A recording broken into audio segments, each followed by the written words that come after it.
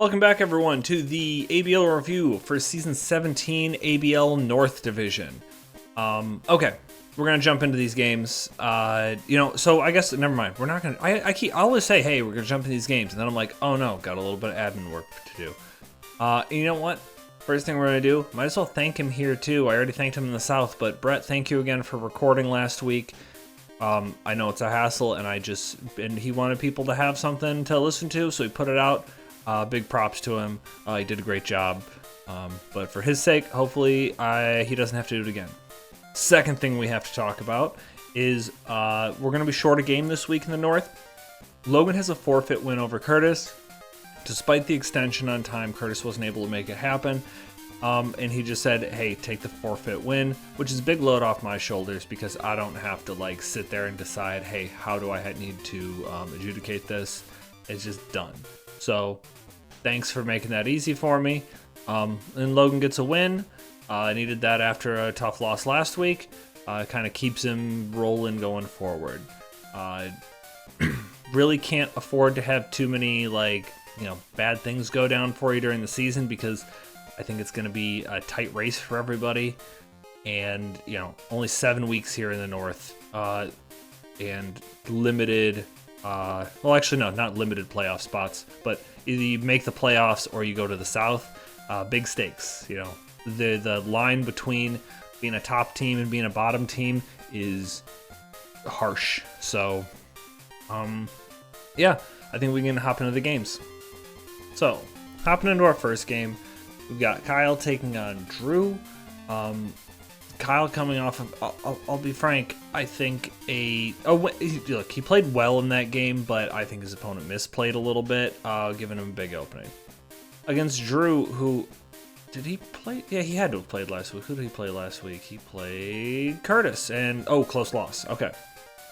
So, Drew, who I've been really impressed with what Drew's done over the past few seasons, really hasn't kind of broken through that glass ceiling, but I just think super solid player. So I'm excited to see what he can do here. Let's hop in. We get the Annihilate right off the bat.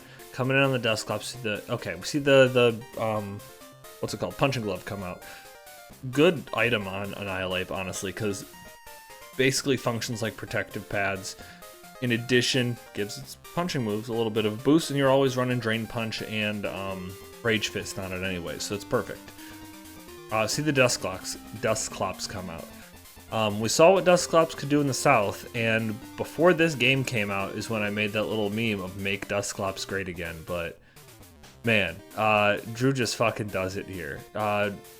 Terra's Ghost and Poltergeist KOs. Fantastic play. Not something you would expect, and it just takes Kyle's biggest threat off the field turn 1 for the cost of a Dustclops. I know I've been ragging on some of these super low tier mons, but Dustclops is really coming through this week. That's just super fun. So we see the Salt Cure come out, really wearing down that Ogre Pawn pretty quickly.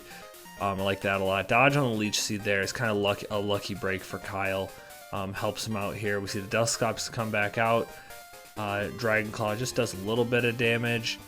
See an Ice Punch come out. It's equipped to live all the hits and then still get off the damage it needs to. So I think that's pretty good for it. Another Salt Cure come out, really starting to put pressure on a lot of these Pokemon, just wearing them down. Now we're gonna see the Cyclizar U-turn out. No Dragon move on it, which obviously opens it up for, doesn't have Draco or something. So that does mean that it's being forced out by the Salamence, which is a good thing for Kyle. Kind of gives it some openings. So these Treads come in on the Gliscor. Not really something you want to have to do with Treads, because it could, I think it was a good call there, because it wasn't like the Gliscor was likely to Earthquake on a Salamence.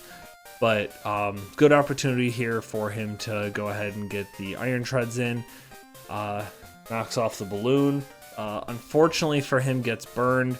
Maybe a little bit of retribution for not getting burned last week. You gotta take the bad luck with the good luck, unfortunately. And now we're just gonna start knocking stuff off, just trying to do a little bit of damage here and there. Also good read by him to go for the knockoff and not the Earthquake there. Because obviously it did a little bit more to Gliscor. I guess it doesn't super matter because of Poison Heal, but I'm just going to give him credit for a good read there. Glaceon's going to come in, Ice Beam, not a lot going there. Stealth Rocks into Heavy Slam, bad news for Kyle. Snackle Stack's really starting to get worn down, but it is forcing a lot of switches with those Salt Cures. Now these rocks are up, and unfortunately no way for Kyle to remove them. And we've seen this as Salamence has Roselli Berry, so that's going to be taking rocks damage. This Knackle Stack's only at 33% HP, so that's going to basically come in at 21. Going to be much harder for survivability. Kyle's really falling in the back here. Unless this is DD Salamence, even then he might have a hard time breaking through the Dusclops, especially with it packing Ice Punch. It's not low enough on HP. Oh, I didn't fucking reframe this. I'm dumb. Here we go. It's not super low on HP, so he's going to have a hard time breaking through. And we see the rocks get spun away. But also, I should give Kyle some credit sneaking in rocks against a Magic Bounce user. That's not easy to do. Catches another Break There Dodge and a Dragon Tail. And this Salamence is just going to keep trying to chip away at this Gliscor, but it's just not doing anything. Farigiraf gets Toxic, which is going to be a problem for it. It's just one of the bulkier things on Kyle's team. It's going to have lost a lot of longevity. That Future Sight get passed up there. That's going to help him a little bit just in terms of threatening stuff. Then we also see this Wish come up. As long as this Knackle Stack can live one hit, and it does, it's going to be able to catch this incoming. So that caught the Future Sight. This catches the Wish. Good situation for Knackle Stack to be in. Another Iron Defense comes out. If he had Body Press, I feel like he should have gone for it at some point. Just get some chip on this Cyclizar because it's just regenning all over the place. And that's becoming an issue for him, especially with this Gliscor just being able to like slowly get back HP. At this point, the battle's kind of lost for Kyle. It doesn't seem like he has any way to break through this Gliscor without getting like 6 Dragon Dances up, and he obviously can't do that when he's Toxic. So that's a problem. Knackle Stack's going to come out here. We see another Future Sight go up on the other side of the field this time. That's obviously going to really push into Baby Salt because also seeing the Eviolite get knocked off. It's a tough spot for Kyle to be in. Even these Iron Defenses really aren't going to be able to help. I think we do eventually now see a Body Press come out after this recover because I think we see Gliscor come in. Yeah. Another Iron Defense goes up. Gliscor recovers some HP. Earthquake not doing much, but this Body Press is also barely doing more than the Toxic Recovery, Toxic Recovery. We're going to see this. Turns out Scarf Glaceon come and go for a Water Pulse. Just trying to cover the bases. I think he's obviously trying to catch the Heat Train there. It would have been pretty cool. And I think if that had happened, maybe there's a way he could fight back in this, because now you have... but probably not. I mean, it frees up Ice Beam a lot more, obviously. But with those rocks being up and no way to clear them, it's just, yeah, you see Baby Salt go down. I forgot to even mention that. And then you see Glaceon come in and gets picked off by a Shadow Sneak. Like, so Kyle texted me after the game and was just like, you know how sometimes you plan for something really hard and then it just doesn't show up? That's what this game was. And obviously, like, I think... Obviously, he didn't plan for Terraghost Dusclops. That's pretty clear, but also, why would you? Can't really fault him for that.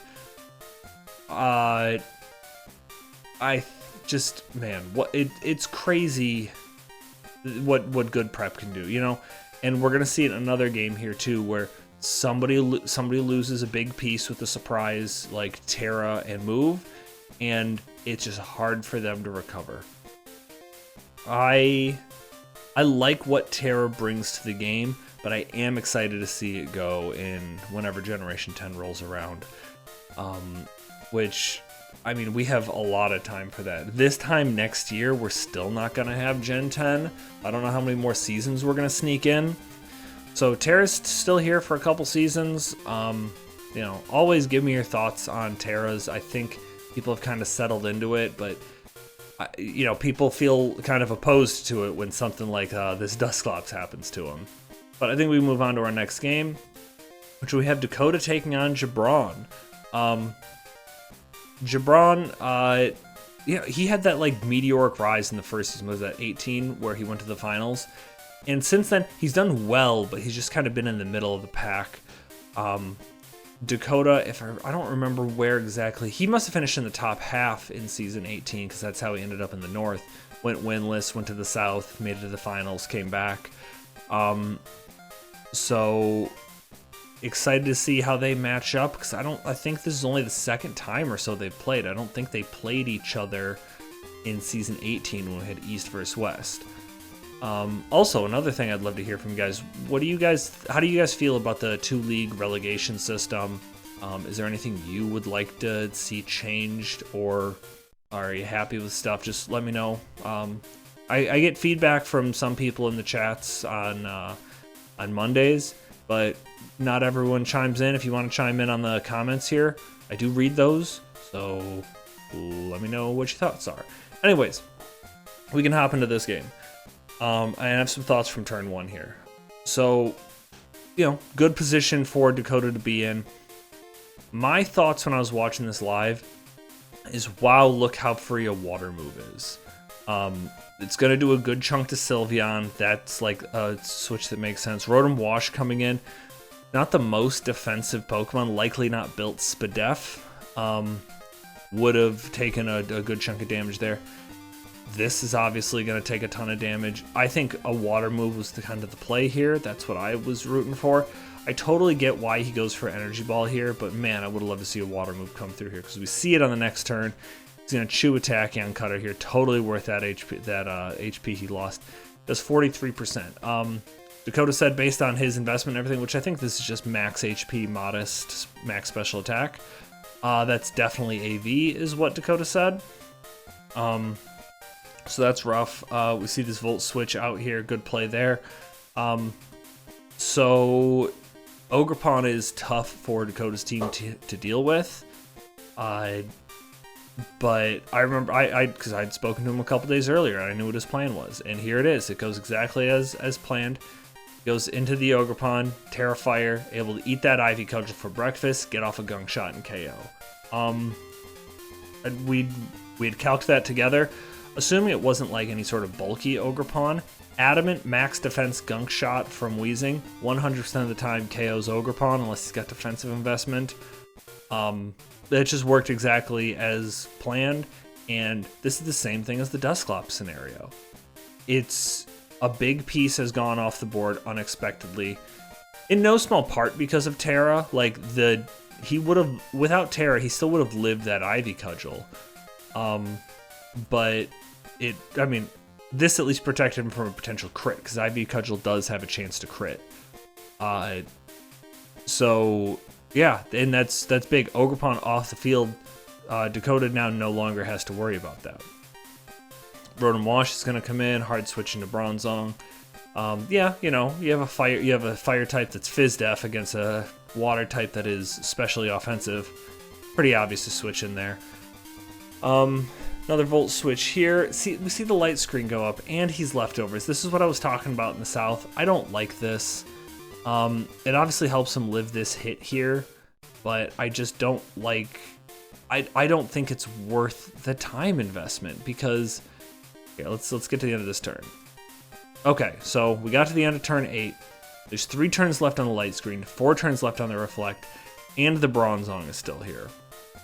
And it's staying in another turn. And granted, he gets a crit on this Avalanche, which definitely contributed to this Bronzong being KO'd. But also, he wasn't doing a lot of HP back. This is honestly better for him, because now he actually gets a Pokemon in behind the screens.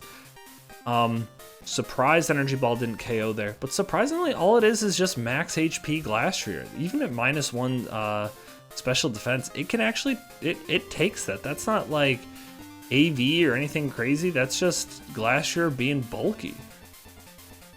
Gets off the high horsepower, which I guess would have KO'd if the screens weren't up, but I'm still standing by my my point. I like the switch in there. But to me, this feels like you're baiting a water move, and I feel like you probably should have done that instead of putting it like, you dodge the Hydro Pump, sure, you got a Toxic Spikes. That was lucky. I still think You know what? I'm nitpicking because you guys probably know when watching this. Dakota does end up winning this game, and I'm doing what I do a lot where I nitpick somebody in a win. But it's just the way I think about stuff. Now look, your check to Sylveon was Bronzong. That's gone. Bronzong's gone. You're not going to be able to check Sylveon with it anymore because you can't check a living Pokemon with a dead Pokemon. The way you typically deal with Sylveon is you hit it with a Steel move or a Poison move on the physical side. And you have a Gunk-Shotting Pokemon here that resists its stab. That's probably the route I would go, personally. And not stay in and try to get up Toxic Spikes. I don't think that is worth your time. So I do think Dakota gave himself a slightly more difficult path to the end here. But we'll kind of talk about that here. Get a little bit of U-turn chip on Donphan. Earthquake's not going to 2-hit KO. That's really big for him. I'm going to be able to get off a decent amount of HP damage with X-Scissor. And you're going to be able to pick up the KO on Donphan. I still have, I'm still concerned about Sylveon at this point. Because obviously you can't go hard into Roaring Moon. Primarina is going to go down to the hit. Blaziken can't OHKO this. And this Kleavor is on low HP. What I would have liked to see happen here is similar to what Dakota does, but I think in I think not a good use of resources. So again, nitpicking a win, but that's what I do, right? What I would have done, this is way safer, is go hard into Primarina, basically sack that. Hopefully it goes down to a Hyper Voice right away. And then you go into Blaziken, and you click Flare Blitz, get off a bunch of damage on this Sylveon. It's not going to be able to Wish Protect to get around all that. It's going to have to attack you. So it's probably going to end up, after it kills you with Hyper Voice eventually, it's probably going to end up at max 40%. Then you can come in, I checked the calcs on this, Stone Axe should be able to KO the Sylveon after that. And then, or if he has a, Iron Head or something on Roaring Moon. I don't remember if he does. That would have also been a perfectly fine way to go. KO the Sylveon with Stone Axe or whatever you got on Roaring Moon to get around it. And then sack whatever Pokemon you have left. That's why I probably would have tried to kill it with Stone Axe and then sack the Roaring Moon. 2 Iron Crown, your Scarf Kleavor. You can come in and click U-turn or... Because it's switched moves. This isn't Scarf. You can just go ahead and click U-turn or X-Scissor to pick up the KO. I think that would have been the safest route to go. What Dakota does works. I don't like it. So you go for X-Scissor, do your little bit of damage, and you go down to a Hyper Voice. And then he goes into Blaziken, and we're going to go for a Flare Blitz. Does pretty good damage. I guess he actually could Wish Protect up around that if he wanted. But he doesn't. And picks up the KO there, and then goes ahead and does this. My way, I guess you only win 1-0. I felt it was a bit safer. Even if he wanted to Calm Mind, Wish, Protect, try to get around you, I still think you end up with the win there. But that's just what I would have done. Because I just like that end game a little bit better. But kudos to Dakota. I don't know why I have to do this where I nitpick somebody and wins just because it wasn't my way. But what he did worked fine. But I do want to say congratulations, Dakota. First win in the North. Here's to many more. And now we can talk about our marquee match of the week. Marquee match of the week. Now we have a theme. I realized after listening to Brett do it, I don't know how loud that is. I think it's the appropriate amount loud. If it isn't, please let me know that as well. Fantastic match between these two. Obviously a finals caliber match, and we're getting it week 2. Let's hop right into it. But after I have a little sip of a drink here, I'm talking for only 20 minutes straight. But actually, I just did the South here before this too, so I'm a little parched. Okay, let's jump into it. So we got Hisuian Samurott versus Hydreigon as the lead. Just gonna drop a Draco right off the bat with Hydreigon. I think that's a good call, especially considering he's got Eject Pack, which we see go here. I think that's fucking awesome. I love the concept of Eject Pack. We just don't see it quite often enough. Unfortunately, he doesn't have anything that super scares this Tornadus Therian, so he's just going to go into something that can take a hit and pivot out itself. Which we're going to see happen with the Slowking here. See Chilly Reception's out. Overquill comes in. Now, this is, watching this live, so the only Pokemon on Zach's team that can Terra is going to be the Serena. So we want to figure out that Terra type, right? Similarly, on Brett's side, the only thing that can Terra is Beartic. So you're looking at their Terra types. They've changed them since last week, but if I remember correctly, Brett had like Ice, Electric, and Water potentially, something like that. And Serena had, I want to say, so I know it had Fairy. Actually, I don't think Zach changed his, so I can definitely address that. Fairy, Steel, Water. Watching it, I was just like, okay, he's either going to be Water or Steel to deal with the ice moves from Beartic. He definitely won't be Fairy.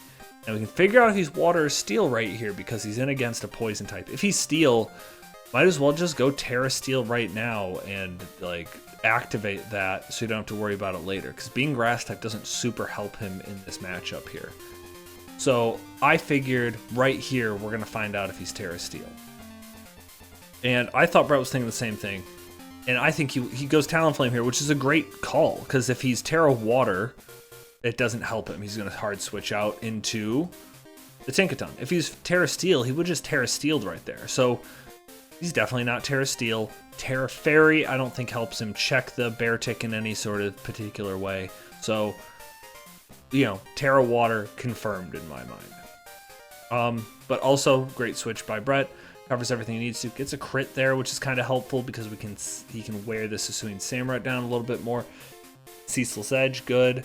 And we're just going to be kind of pivoting around trying to get our matchups. And here is the Raging Bolt on the Defog.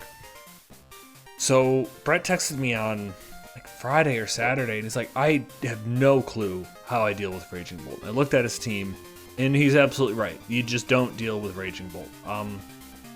I don't know how I didn't like look at the calcs the same as Zach did, because just in this game, Zach's blown me away with how strong Raging Bolt is, and I just didn't utilize it properly. Because I was like, Protosynthesis, like Quark Drive, not super good on this. Super good on it, because what I was talking to Brett about, I'm like, okay, so I guess probably the safest thing to do, the most reliable way to be able to deal with this Raging Bolt is like max special defense, max attack, assault vest, Rillaboom.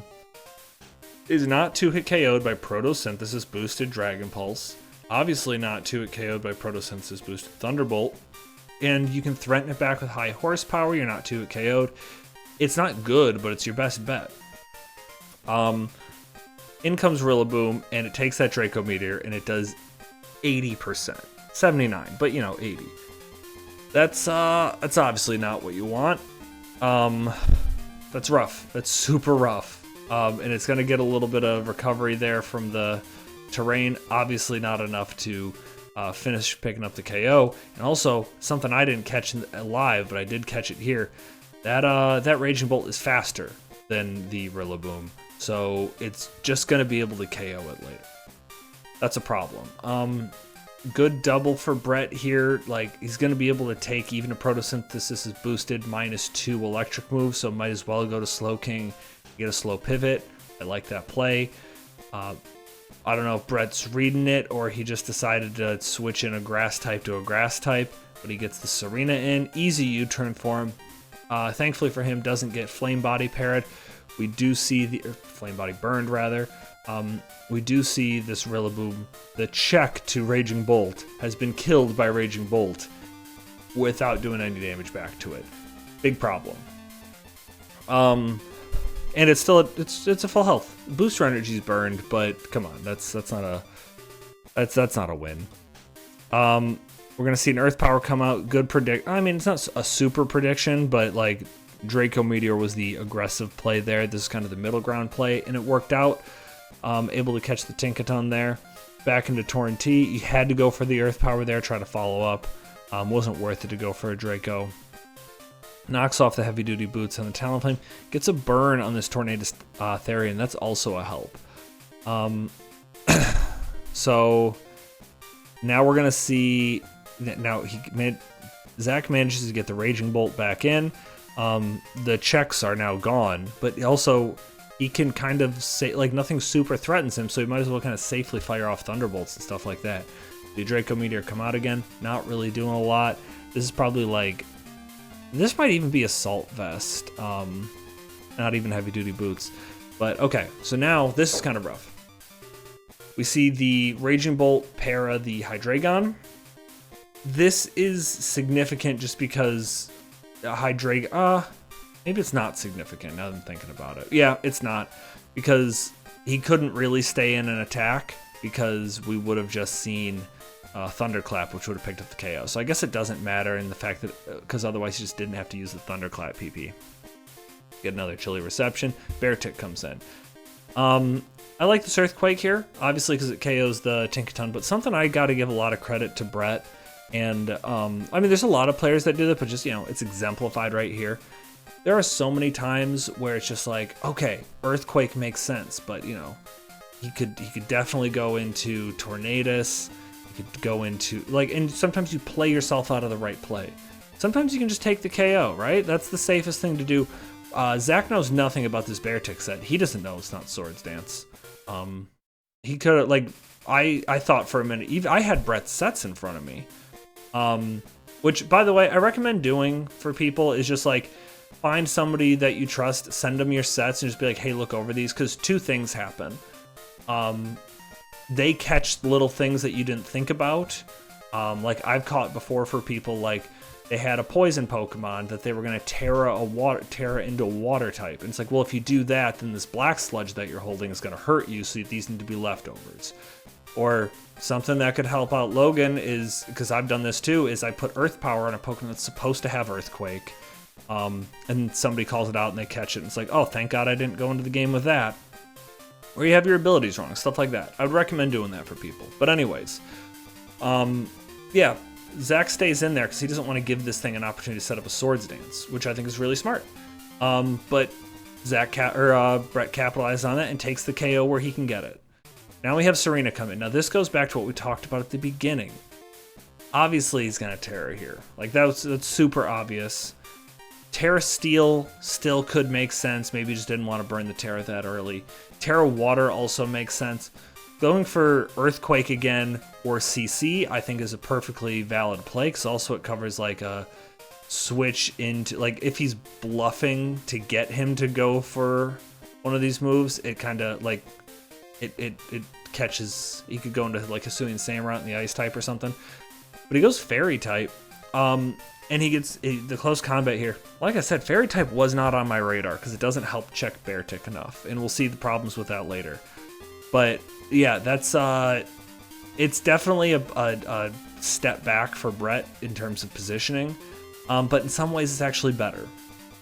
So good aggressive U-turn here. I'm sure there's part of Brett that really wanted to roost on that turn, but he did a good job by getting his Beartic back in, counted the snow turns right so that way he knew he could set it back up, and we get this Beartic up. Also perfect time to terrestrialize ground and go for the Thunderclap. Plays around it perfectly. We get the Icicle Spear off, KOs the Raging Bolt. That big threat is gone, and Beartic still has another 3 turns to try to wreak havoc, but he plays it safe. And we finally also get the Flame Body burn on Talonflame. You know, only 2 weeks in, and how many Pokemon have touched a Flame Body and finally get a burn out of it? Isn't that nice? Overquill comes in on this Monkey Dory's U-turn. I bet you Brett would have actually liked to see how strong this Monkey Dory was. We'll see what it could do later. Overquill's gonna come out. This Crunch here, because it gets the defense. Oh no, I thought it got a defense drop. Really big, I thought, but follows up with a Barb Barrage. Perfect call here, able to do a little bit extra damage to that Serena. Try to keep it low. Talonflame comes in on the Synthesis. That's what the Barb Barrage did, is it gave him the opportunity, like if he had crunched again, that would have been like probably a little bit, that play makes sense, right?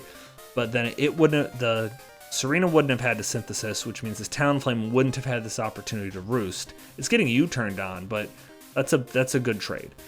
Okay, here we go. Look at this. Resisted Sludge Bomb did 49% to this Overquill. That's fucking crazy. I totally underestimated how strong Monkey Dory is. And this really blows this battle apart because Monkey Dory being able to just KO pretty much anything on the field from any position at this point is a huge problem. He's going to get a little bit of chip with Aqua Jet. That's important later. The Slowking's going to come out. It is going to be able to live this Sludge Bomb, but set up the Chilly Reception, and here we go. This is your end game now. You got Beartic in. It's got 4 turns. It's got to get 4 KOs in these 4 turns. It's got to do its best to. And the right thing happens here. Zach goes hard into Serena, and Brett predicts correctly. This is not an over prediction. He catches the Serena with the Icicle Spear. I guess it might have killed Monkey Dory from that range. I'm not sure. But the right thing happens. Gets 5 hits. That's super lucky. But he either needs high roll 4. He needs a high roll 4 hit, or another 5 hit roll to KO the Kardashian, the Serena here. And he gets a crit right off the bat with the Icicle Spear. And also, look at that. He got a crit that got 12%. Oh, no, never mind. The crit got 14%. That makes more sense. So that's a high roll plus a crit, which means that he doesn't need all 5 hits now. It's a big help there. Sucker Punch is not able to... I was also calcing this at the time. I forgot that he's not an Ice type anymore. He doesn't get that defense boost. I figured he'd live, but man, that cut it close. And Zach's just gonna set this in, let it faint. So the last move on Beartic is Snowscape. If it was Aqua Jet, this is a win for Brett. Ends up coming super close. See the Sludge Bomb come out. It'd be an easy KO. Brett just needs to find a crit opportunity here. He either needed to crit on that U-turn and let the Slowking die, or crit on this Flare Blitz. He, unfortunately for him, doesn't get either. And Monkey Dory's able to clean up. Monkey Dory's strong. This is such a well-played game on both sides. Just really good utilization of all of their resources. And just knowing their outs. A fantastic game between these two. It's always a masterclass watching them play. But that's going to wrap up our review of the North. Let's go ahead and switch back over to this. Let's look at some changes that happened. Oh, actually, no, never mind. No changes happened in the North. Just Terra changes. If I remember correctly, Logan tweaked a couple of his. Brett tweaked a couple of his. And Dakota tweaked a couple of his. Don't remember this. Actually, no. Dakota, I don't think Dakota did change any of his. Let me check my texts from him.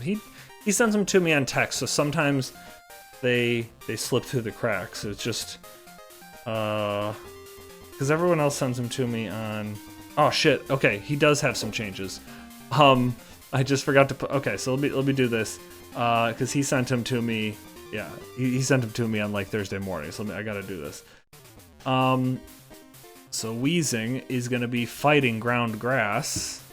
That's entirely different. Sorry, guys. Oh, not fighting Space. That's dumb. Okay, so I'm gonna try to talk out loud while I do this, so that way it doesn't just sound like nothing. But fighting Ground Grass, I don't know what the fighting type is gonna do. You don't see a lot of Fizz Def fighting types. I'm just trying to figure out what that. I don't know who he's playing. That's hard to think about. I think he probably has Bronzong 2, which is gonna be Steel Ground Water. Steel Ground Water. I gotta look at who he's playing, because that's obviously gonna play into. That's obviously a big part of it. I feel like it's gonna. I wouldn't be surprised to see that it's gonna be Zach. That's why I think we have this Ground. Ground? Ground. That's, I think, why we have that ground type. 2 ground types there like that. That's my guess. But yeah, those are the changes. I think this Rotom had a bug type or something.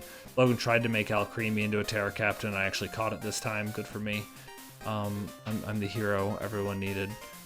I think, but no other. I think those are all the Terra changes and no roster changes. Let's take a look at the schedule. Got Curtis playing Kyle. When people forfeit, it worries me a little bit for them. I'm always afraid that they're just gonna kind of fall apart through the season. Like, I've already forfeited, you know, I can just keep forfeiting. If that's the case, the precedent is 3 forfeits in a season and you're done for the season. Then we either bring in a replacement coach or it's just forfeits for everybody else. I don't like doing that, but it's just that's the precedent. We got Logan versus Drew. I was right. We had Dakota versus Zach. That's why we had the ground types show up, because there's that big scary Raging Bolt. And we got Brett versus Jabron. Both of those good players coming off of tough losses.